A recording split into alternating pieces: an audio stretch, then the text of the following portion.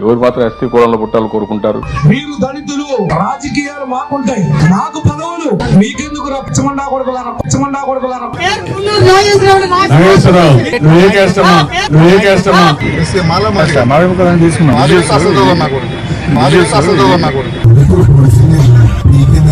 ఈ నెల 19వ తారీఖున చారిత్రక స్వరాజ్య మైదానంలో ఆవిష్కరించబోతా ఉన్న ఈ విగ్రహం దేశంలోనే కాదు ప్రపంచంలోనే అతిపెద్ద అంబేద్కర్ గారి విగ్రహం.